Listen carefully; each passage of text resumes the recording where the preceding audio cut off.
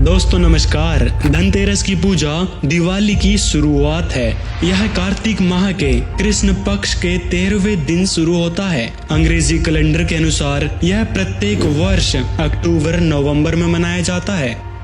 दोस्तों क्या आप जानते हैं हिंदुओं के 33 करोड़ देवी देवता हैं, परंतु परमेश्वर केवल एक है। श्री लक्ष्मी जी देवी दुर्गा जी का ही एक रूप हैं। लक्ष्मी जी जो विष्णु जी की अर्धांगिनी हैं, उनकी इस तरह की पूजा का विधान हमारे पवित्र चारों वेदों और गीता जी में कहीं वर्णन नहीं है।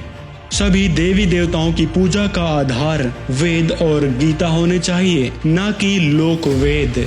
समुद्र मंथन के समय भगवान धनवंतरी यानी विष्णु जी अमृत कलश लेकर प्रकट हुए थे। इसीलिए इस दिन को धनतेरस या धन त्रयोदशी के नाम से जाना जाता है।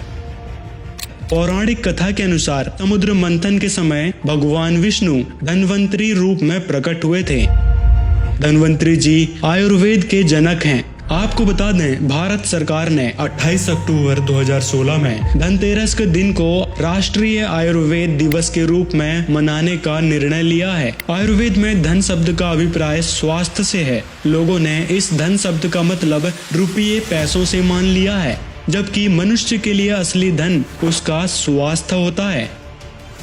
पहले के समय में लोग सोने चांदी तांबे पीतल के गृह उपयोगी सामान खरीदते थे, लेकिन बदलते दौर के साथ लोग धनतेरस पर सोने चांदी हीरे के आभूषण के अलावा मोबाइल वाहन अन्य महंगे सामान खरीदने लगे हैं। धनतेरस के दिन से दीपावली के दिन तक लोग अपने आसपास और घरों में दीप प्रज्वलित करते हैं। लोगों की धारणा है कि ऐसा करने से माँ लक्ष्मी प्रसन्न हो जाती हैं, घर में धन की वृद्धि होती है।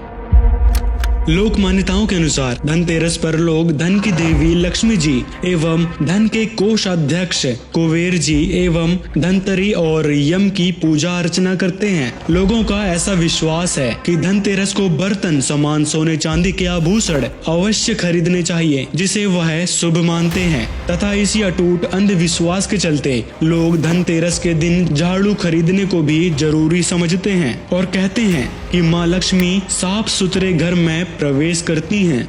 लेकिन घर की साफ सफाई करने से ही माँ लक्ष्मी प्रसन्न नहीं होंगी। उसके लिए हमें अपने विचारों में सतभक्ति का समावेश करना होगा।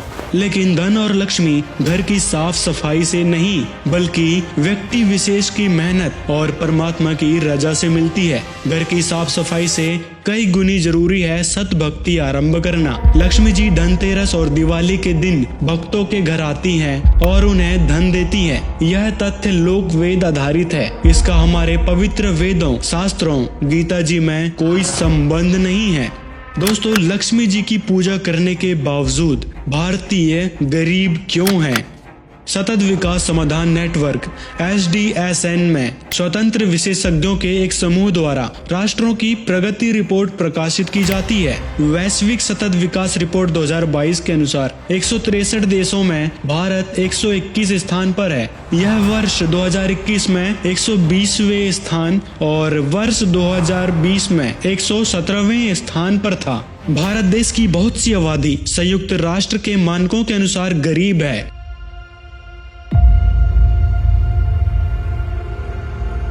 ऐसे देश में जहां धनतेरस और दिवाली पर यह सोचकर खरीदारी, पूजा, साफ सफाई, सजावट और उपहारों का लेन देन किया जाता हो, उसकी इस मनमानी क्रिया से मूर्खता और अंधविश्वास पर टिकी दिखती है। जबकि देवी देवताओं की पूजा करने का तरीका मनमाना नहीं, शास्त्र आधारित होना चाहिए। शास्त्र आधारित भक्ति करने के लिए सभी मनुष्य को आध्यात्मिक ज्ञान ग्रहण करना होगा। आध्यात्मिक ज्ञान ग्रहण करने के लिए तत्वदर्शी संत की शरण में जाना होगा। दोस्तों आप जानते हैं हम सभी देवी देवताओं की इतनी भक्ति करते हैं, फिर भी दुखी क्यों हैं?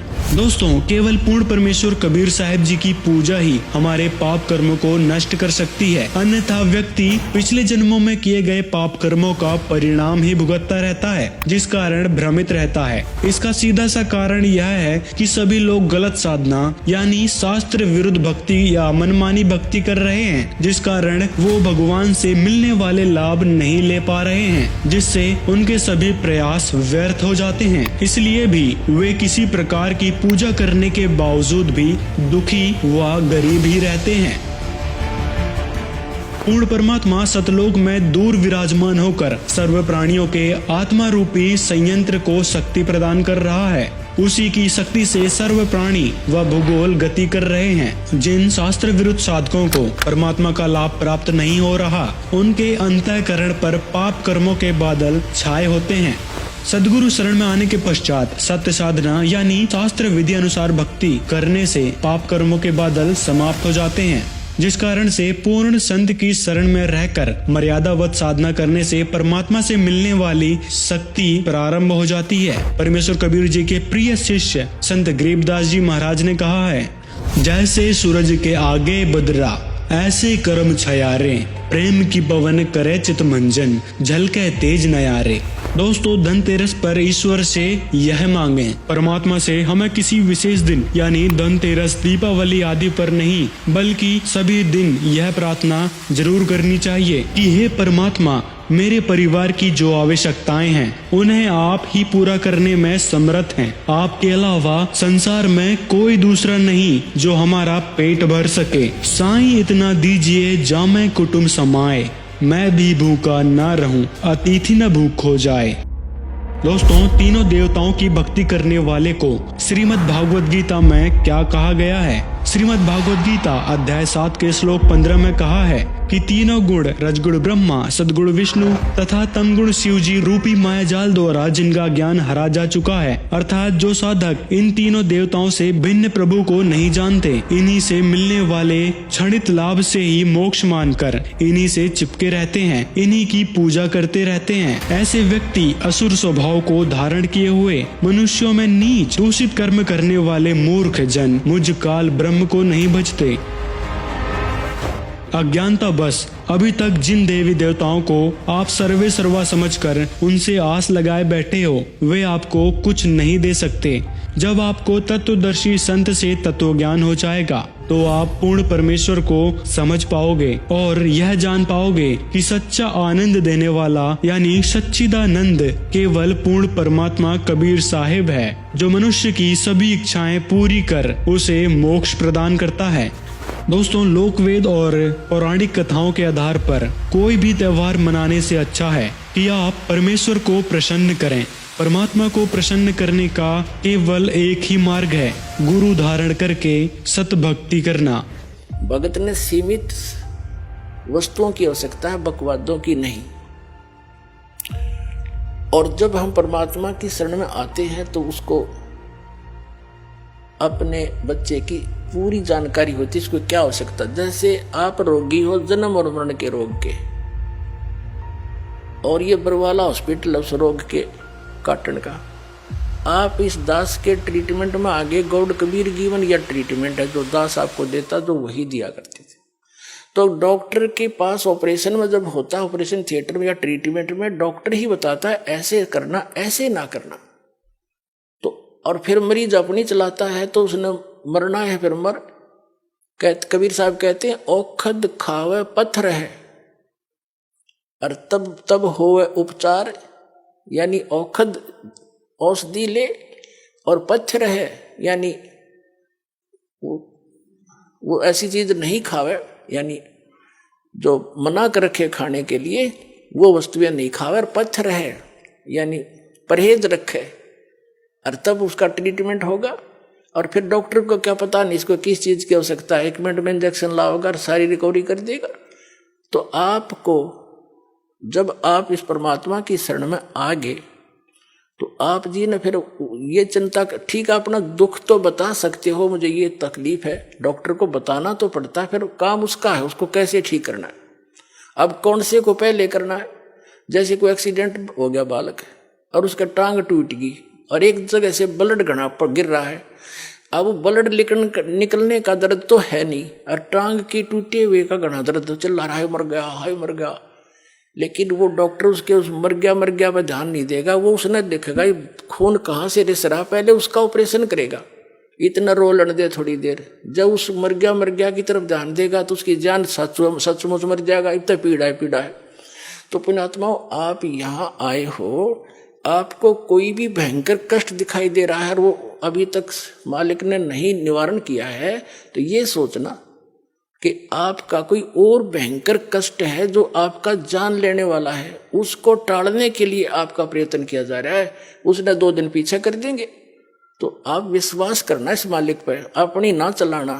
मैं इतनी बार आ लिया, मैंने इतनी जोत चढ़ा ली, मैंने पाठ भी करवा लिया, लगा रहे, पेट में दर्द हो जा, एक गोली से ना हो तो डॉक्टर ने कहा एक और खा ले भाई, उससे भी ना हो तो ने कहा एक और खा, इसने इसी से होगा। तो जो आप कर रहे हो दान पुण्य सेवा से मन, इसी से राहत होंगे, नहीं हो तो और मन डारे। तो इस तरह आपका यू कल्याण होगा। और ये है भक्ति मार्ग। इस पर इस तरह चलोगे तो परमात्मा आपको हथेली पर रखेगा। पुण्यात्मा सत्कर्म मान लेना। पूर्ण परमात्मा की जानकारी तत्वदर्शी संत ही बता सकते हैं, जो स्वयं पूर्ण परमात्मा होता है। गीता अध्याय 4 के श्लोक 34 में गीता ज्ञानदाता ने तत्वदर्शी संत की खोज करने के लिए कहा है। पूर्ण संत 4 वेदों, 6 शास्त्र, 18 पुराणों और सभी ग्रंथों का पूर्ण ज्ञाता होता है। वह उसका सार जानता है। वर्तमान में इस पूरी धरा पर एकमात्र तत्वदर्शी जगत गुरु संत रामपाल जी महाराज हैं, जो सभी धर्मों के ग्रंथों से प्रमाणित रहस्यमय ज्ञान बताते हैं। दोस्तों, इस दिवाली पर पूर्ण परमात्मा को कैसे प्राप्त करें? कबीर परमात्मा ही सर्वोच्च सर्व सुखदायक परमात्मा है। वे बंदी छोड़ हैं, वह पापों के नाशक हैं। पूर्ण परमात्मा को पाने के लिए ऐसे महान सदगुरु तत्वदर्शी संत रामपाल जी महाराज की शरण में आकर उनसे पूर्ण परमात्मा प्राप्ति के बारे में, यथार्थ भक्ति विधि के बारे में सत्य ज्ञान अर्जित करें।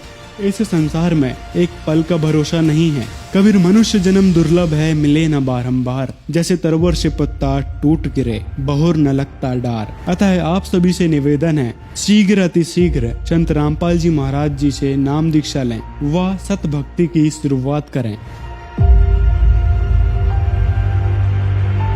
अगर आप ये वीडियो YouTube पर देख रहे हैं तो हमारे चैनल को सब्सक्राइब करें और बेल आइकन को दबाना ना भूलें। अगर आप Facebook पर ये वीडियो देख रहे हैं तो हमारे पेज को लाइक करें।